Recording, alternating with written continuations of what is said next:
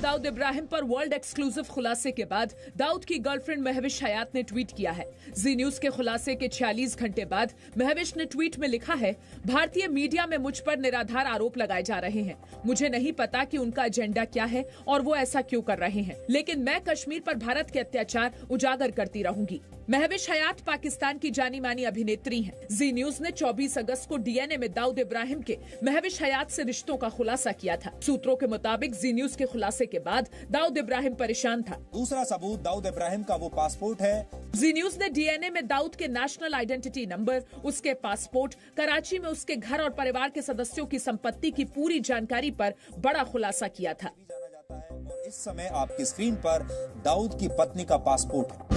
पाकिस्तान में छिपे दाऊद इब्राहिम पर जी न्यूज के वर्ल्ड एक्सक्लूसिव खुलासे पर वरिष्ठ वकील और पूर्व सॉलिसिटर जनरल हरीश साल्वे ने कहा, दाऊद जैसे कई आतंकी पाकिस्तान में हैं और पाकिस्तान को डर है कि अगर उसने कुछ बोला तो वहां कई लोग बेनकाब हो जाएंगे। कैसे हैंड ओवर कर देंगे दाऊद को? दाऊद ने अगर इनका चिट्ठा खोल दिया कि इनके सरकार में कौन कौन है जो उसको पैसे देता है, जो उसको सपोर्ट करता है, जो उसको आर्म्स देता है, उसको ISI से क्या सपोर्ट मिलता है, तो उनका पर्दाफाश हो जाएगा। हरीश साल्वे ने कहा कि कुलभूषण जाधव केस की तरह भारत को दाऊद का मामला भी अंतर्राष्ट्रीय कोर्ट में उठाना चाहिए। जिस तरीके से ICJ ने जाधव का केस देखा है, उस तरीके से भारत को भी थोड़ा खुल के ट्रीटीज में ICJ का जुरिस्डिक्शन कंसिडर करना चाहिए, जिससे एक वर्ल्ड ऑर्डर बन पाए, जिससे ऐसे मामले हम अगर मामला ऐसा है तो हम ICJ में जाके कह सकें कि भाई ये खूनी है आदमी, दरिंदा है ये, और इसने भारत में जो इसने कांड किए हैं, इनोसेंट लोगों की जाने गई हैं और इसको हैंड ओवर कर देना चाहिए। 1 सितंबर से 6 सितंबर तक होने वाली जेईई मेन परीक्षा के लिए 80% से ज्यादा छात्रों ने अपने एडमिट कार्ड को ऑनलाइन डाउनलोड किया है। जेईई और नीट की परीक्षा को लेकर उठ रहे सवालों पर केंद्रीय शिक्षा मंत्री रमेश पोखरियाल निशंक ने कहा कि छात्र और अभिभावक चाहते हैं कि छात्रों का साल खराब ना हो, और यही बात सुप्रीम कोर्ट भी कह चुका है। नेशनल टेस्टिंग एजेंसी ने साफ कर दिया है कि परीक्षा को और नहीं टाला जा सकता है। नीट और जेईई की परीक्षा निर्धारित तारीख को ही होगी। नीट जेईई परीक्षा के विरोध में विपक्ष सुप्रीम कोर्ट में अपील करेगा। ये फैसला कांग्रेस अध्यक्ष सोनिया गांधी की बुलाई विपक्ष के मुख्यमंत्रियों की बैठक में हुआ है। सोनिया गांधी ने कहा, छात्रों और परीक्षाओं को लेकर केंद्र सरकार का रवैया बेहद लापरवाही वाला है। Problems of students and examinations are also being dealt with uncaringly.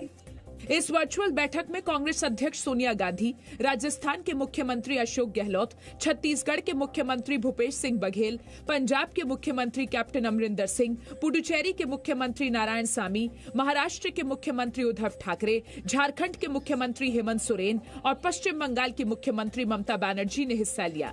सभी ने कहा, नीट जेईई की परीक्षाएं रद्द हों। Education issue is a very important issue, and we stand by our student. We stand to our student, and we are stand by our students. Whatever they require the help, we are willing to do it. Samajwadi party अध्यक्ष अखिलेश यादव ने कहा, NEET JEE की परीक्षाएं कराना गरीब और ग्रामीण युवाओं के खिलाफ साजिश है, क्योंकि कोरोना काल में सिर्फ अमीर ही परीक्षा देने में सक्षम है। अभिनेता सुशांत सिंह राजपूत की मौत के मामले में नारकोटिक्स कंट्रोल ब्यूरो ने केस दर्ज किया है। एनडीपीएस एक्ट की धारा 20, 22, 27, 29 में एनसीबी ने आरोपी रिया चक्रवर्ती और अन्य लोगों के खिलाफ केस दर्ज किया है। एनसीबी इस बात का पता लगाएगी कि आरोपी रिया चक्रवर्ती किससे ड्रग लेती थी और किसके जरिए लेती थी, और सुशांत भी क्या ड्रग्स लिया करते थे। महाराष्ट्र सरकार 60 दिन के बाद तक कुछ नहीं किया। आज सीबीआई जांच करने पहुंची है, ईडी जांच करने पहुंची है, सब तथ्य सामने आ रहा है। इसमें देखिए, ड्रग कनेक्शन, दुबई से मामला जुड़ा हुआ है।